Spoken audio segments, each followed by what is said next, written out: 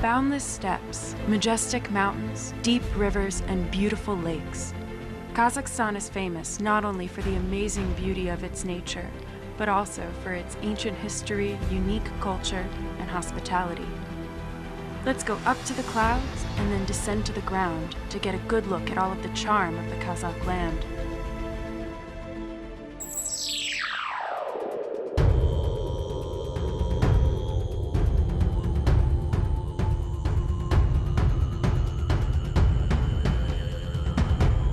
Charles McGrath, California, United States. Traveler, bachelor, and extreme sportsman. I'd like to start off today with the words of Amelia Earhart, which says, "You haven't seen a tree unless you've seen its shadow from the sky." I've heard a lot about Kazakhstan's national parks and all of the sites that I need to visit. There are many beautiful places that you can't see anywhere else. And there's even a place that they tell me can heal diseases, which I have a hard time believing. So today we're going to be flying to the national park Altyn-Emel from a height of about 2,000 meters, which I'm sure will be very nice. So let's check it out. So the weather is saying that the skies are going to be clear and we should see everything that we want to see.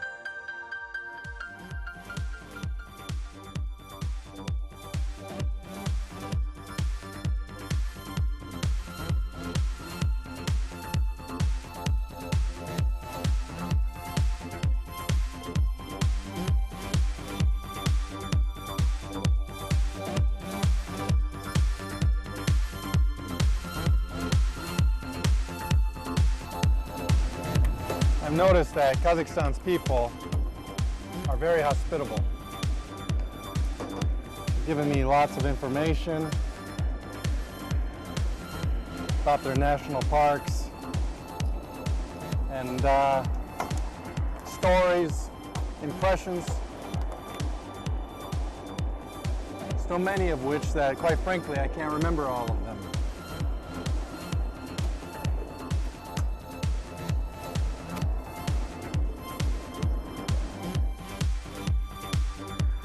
One thing I do remember, though, is some kind of singing dune.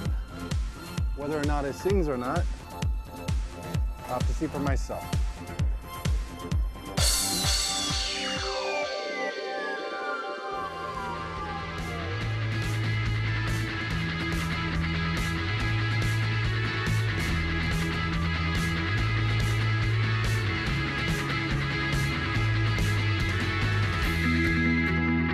Roger that, 7468. Club clear!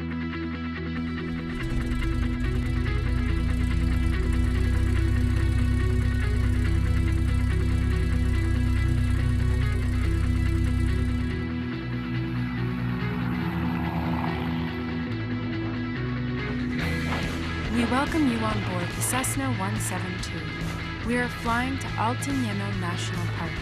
Our flight is at an altitude of 500 meters. Our speed is 120 knots. The temperature is 5 degrees Celsius. We hope you enjoy flying with us. The national park Altyn-Emel was discovered in 1996. The main goal is to preserve the unique monuments of archaeology, nature, and history, and to study the rare and endangered species of flora and fauna found here. The park also promotes ecotourism in Kazakhstan. The flora of the national park consists of 1,800 species of plants. 60 types of plants are unique to this park and cannot be found anywhere else in the world.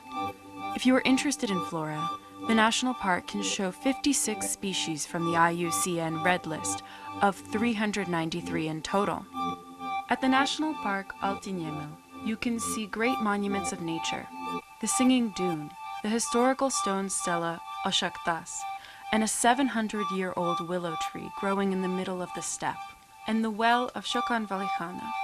Also the amazing lava mountain, Katutau, and the chalk mountains, Aktau.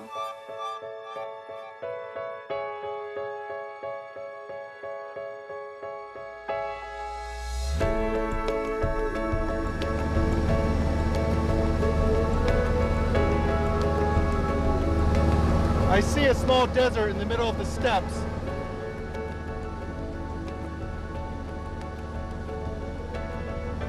That must be it. I'm going to take a closer look.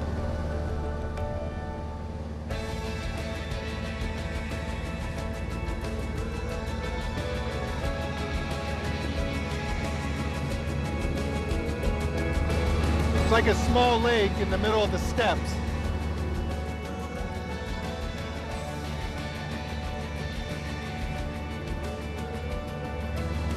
Reminds me of some kind of oasis. It's very interesting.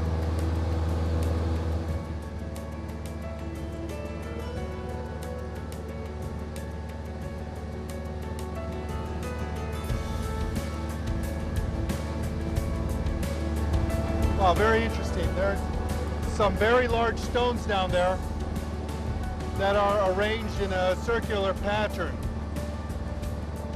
Can't quite figure out what they're doing there, but they look like somebody arranged them. However, they're very large, probably as big as a small car.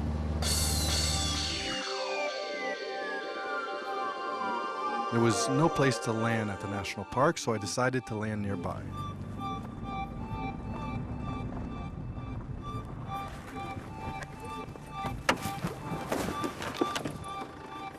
Thanks.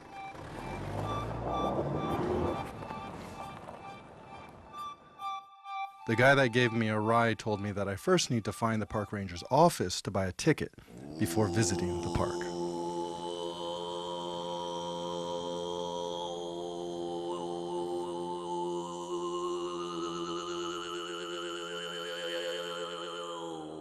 All right. Oh, got nothing. Nothing here.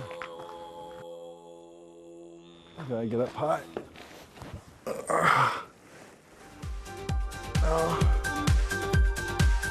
No service on my cell phone. Even climbing to the top of the bus stop didn't help me.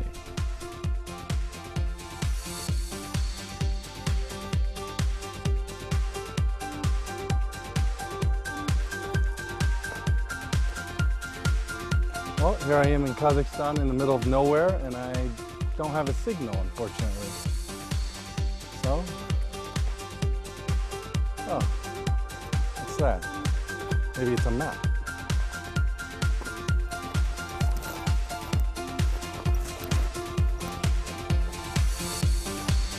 So it is a map.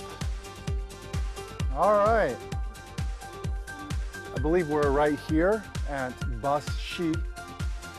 And yeah, I definitely want to see, these are called the Singing Dunes, which I've heard is very, very interesting. So come with me.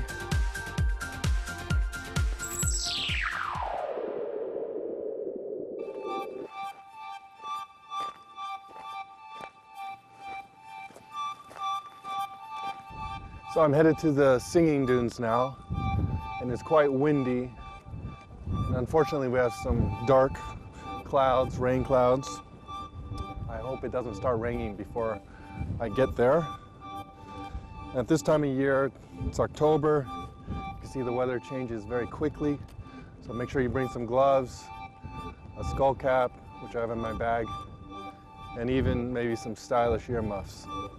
So I'll see you in the dunes. I'm headed to a small village called Bashi.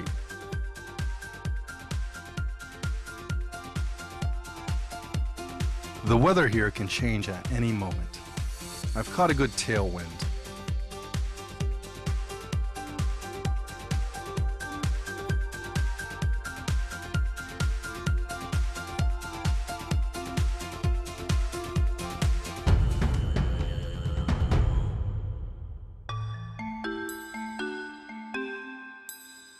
Surprisingly, there's nobody here at the village.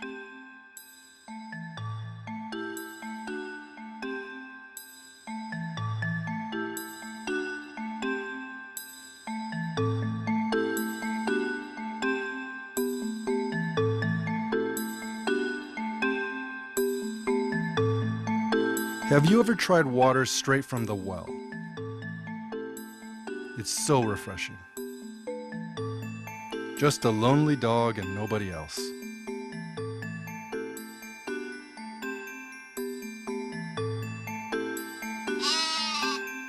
What else is there to do living in a village except to be a shepherd or a cattleman?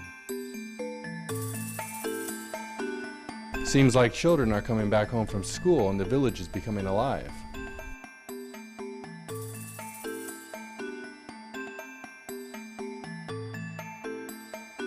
Finally, the park ranger's office. Hi. Hello, I'm Charles. I'm from the United States, and I'd love to see your beautiful park. my name is Can Serik. Welcome to National Park Altyn-Emel. Let's go to the map. Okay. Jean Cedric? Yes. All right, nice to meet you. Karta. Altyn-Emel memleketi yol I was most interested in visiting the Singing Dune. As the ranger told me, you can actually hear it singing.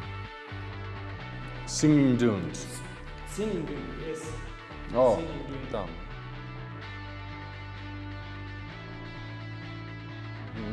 Petroglyphs? Petroglyphs. He told me where I can find petroglyphs of Genghis Khan. So I need to stay on the path and look for the ranger's outposts.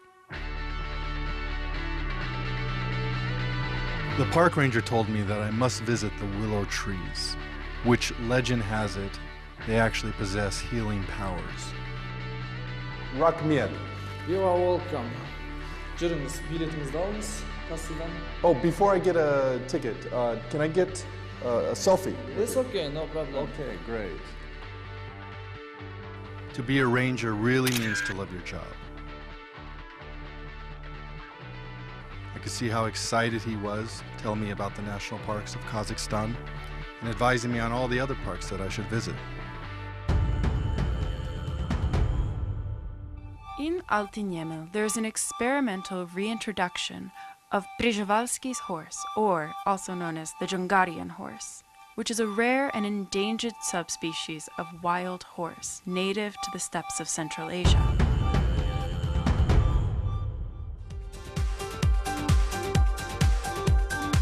Unfortunately, it rained earlier, so we're not going to be able to hear the singing dune actually sing. Let's read this sign.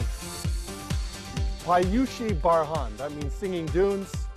And Vysota, so that means the height. The height is 150 meters. Dolini is the length. So the length is 3 kilometers. I hope you're as excited as I am. Why don't you follow me?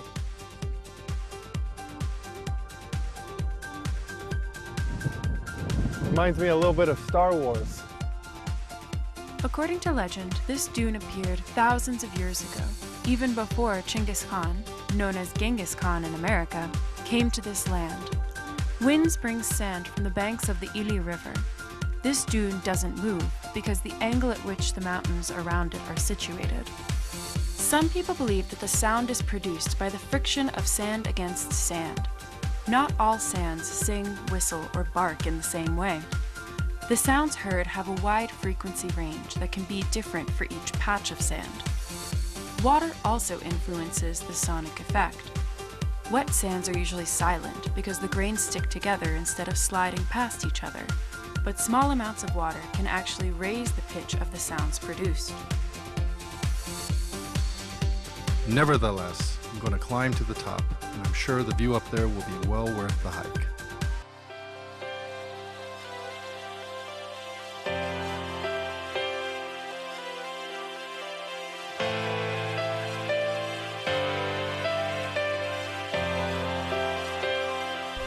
Now I have my sunglasses with me, but what I realize is what I really need are some swimming goggles to prevent the sand from getting in my eyes. So I definitely recommend remembering to bring something like that. Fortunately, I have my flight jacket on.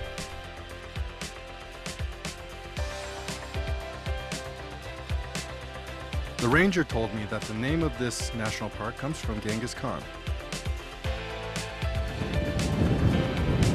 My God, my goodness. Whew. I don't know, I think I may be crawling up the rest of the way. Maybe it'll be easier.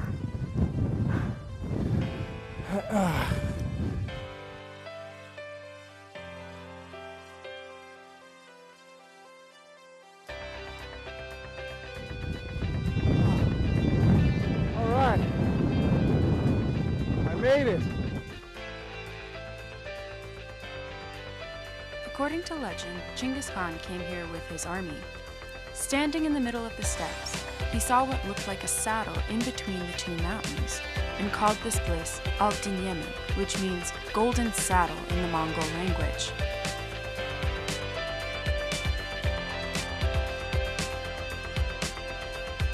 The sand dune is situated between two mountains, simply called the Big Kalkan Mountain on one side and the Small Kalkan Mountain on the other.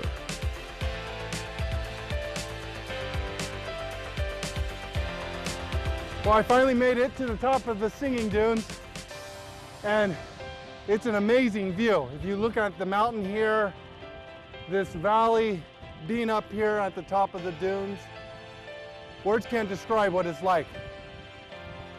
But I tell you one thing, you should definitely start exercising and using the stair climber every day, because I feel it.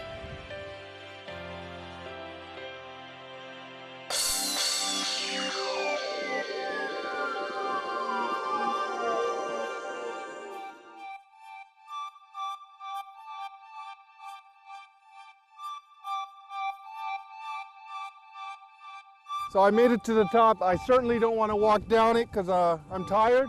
And you know, the easiest way to go down, from what I've heard, to bring some plastic and take a sled down, which is what we're going to do.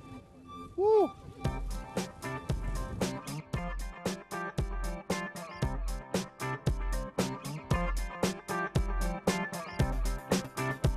Get my bag, otherwise known as a sumka. I think I'll put it here.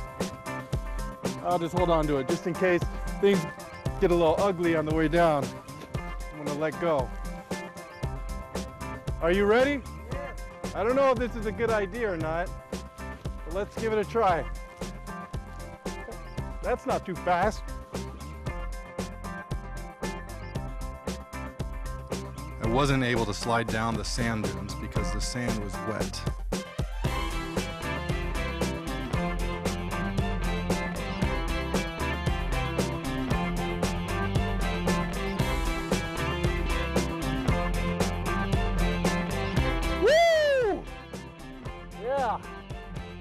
Well, that wasn't part of the plan. But don't worry, I'm okay, Mom. And kids, don't try that at home. Well, I could definitely use a sauna tonight. Let's go to our next destination. Don't worry, buddy, we'll be all right. I feel... Unfortunately, I have sand everywhere. In my pockets, my shoes, even in my ears. Therefore, guys, I recommend taking extra socks, clothes, and of course more water. Wish I could have some right now. It's too bad I wasn't able to meet any tourists here, as it would have been great to share the experience. Still, I'm feeling proud of myself after that, so let's keep moving. My next checkpoint is the Willow tree, which is around 700 years old.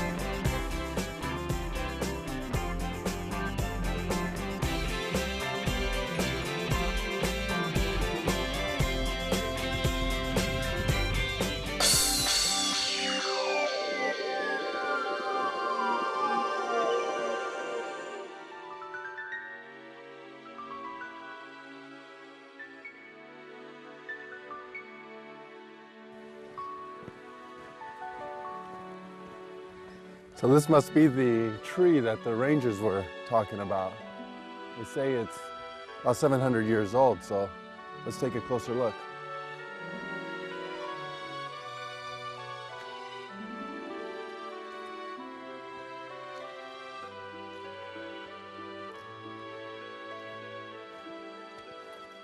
Okay. This tree looks very old. Well, looks like a private residence.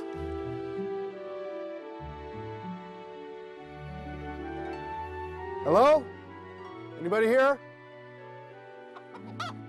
Shepherds. They're never home.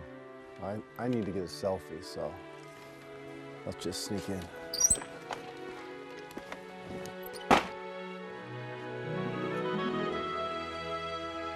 You can tell that this tree is definitely very old by looking at these roots.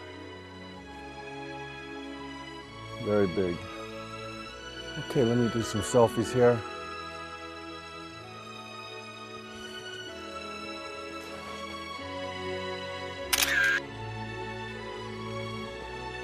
I remembered the ranger's words about the tree, that it can heal diseases, that blind people have been healed, and women that were unable to get pregnant miraculously got pregnant after touching tree.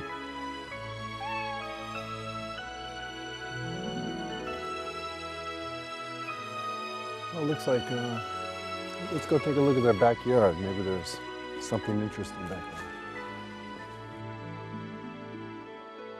Hello? I come in peace. I see a pond over here. Let's go take a look.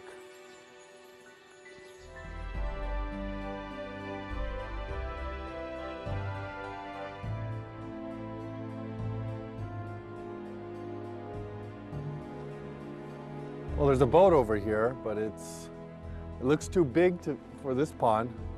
So I don't know if there used to be a lot more water here or if there's a bigger pond or lake around here somewhere.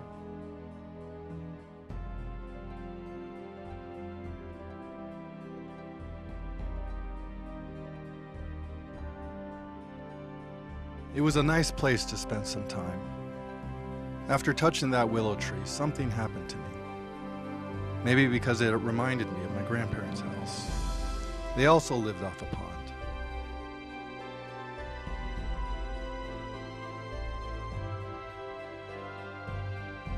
I could remember my grandmother calling for me from her kitchen window and the smell of fresh baked pie.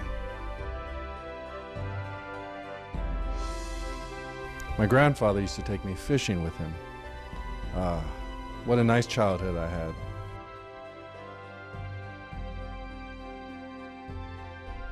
I can feel that there's some kind of power in these trees. Perhaps being 700 years old does mean something. On my way to the next point of interest, I was still thinking about that willow tree. Okay, that's enough. Let's go.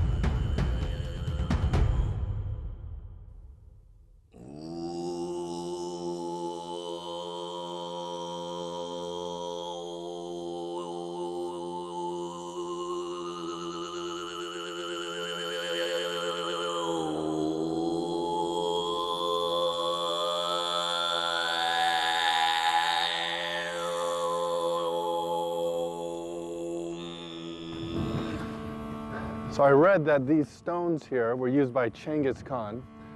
They put a giant pot on top of these stones and they used it to make a huge fire and cook for his entire army. Oshaktas is a stone stela. Legend says that in 1219, during the conquest of Middle Asia, Genghis Khan's army made camp here. There are two versions of the legend. The first is that these stones held the massive cooking pots for the army. In the second story, these stones were a beacon from which scouts could light fires when they saw enemies approaching. And these stones here that have fallen down and broken, they would have been holding up the huge pot that was used to cook for Genghis Khan's army. And we have some coins here that I assume you're supposed to make a wish. Unfortunately, I don't have American coins, but I do have some tenge. There's some rubles here. So here's some Kazakhstani coins and I'll make a wish.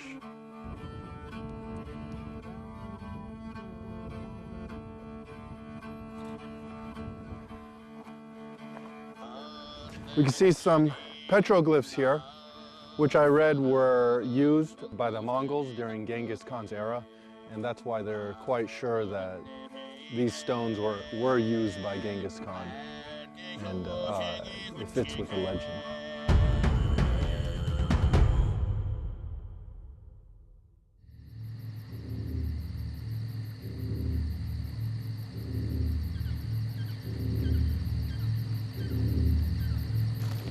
been walking for hours and I'm definitely lost.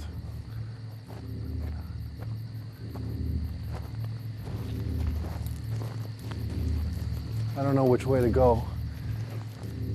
If I could, oh geez.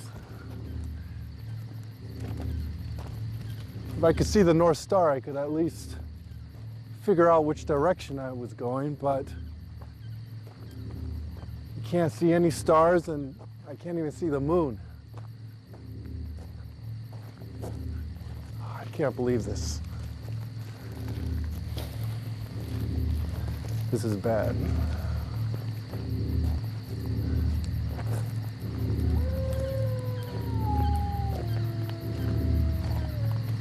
I've heard there's wolves out here. I definitely don't want to get eaten by wolves.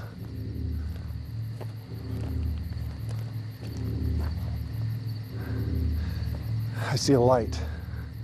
Oh, I can't believe this. I see a light.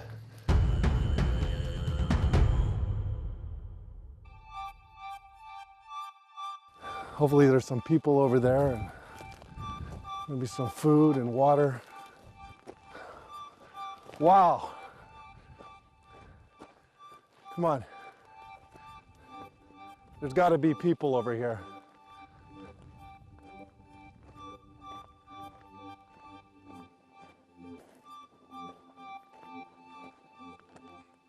Well, we found a yurt here. There's a light coming out. So hopefully there's some people inside. I can hear some voices.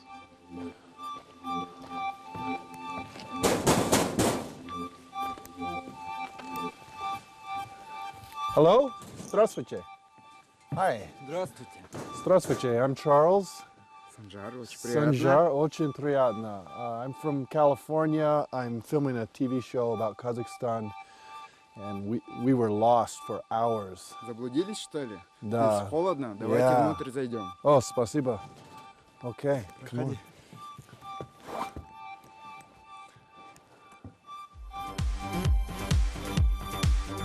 It was really fortunate to meet those shepherds. I told them my impressions of the singing dune, the willow tree, and I tried to explain to them how I got lost. Hot tea always makes you feel better, especially after such an extreme night of being lost. My new friends told me a lot of interesting stories about this place, about Genghis Khan and the history of the stones I saw. Dima told me a story about a guy that was almost eaten by wolves. Being that they were laughing, I think he was just joking. And it was a great and much needed meal, even if it was just instant noodles. Ooh, it's hot.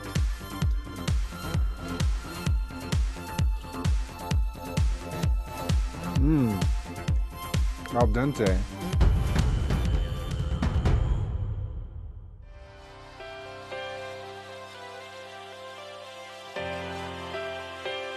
The ticket to the national park cost me only 1,012 tenge, which is a very reasonable price. So that was a great adventure. I fell down a sand dune. I thought about my family. I saw one of Kazakhstan's great historic monuments. I got lost, and I met guys who showed me true Kazakhstani hospitality.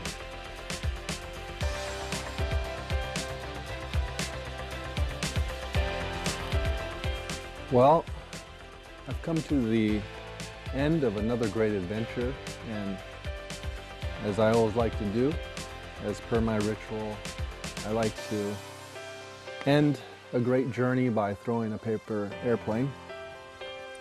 And I think today it would be best to wish for happy skies and always being able to see the North Star.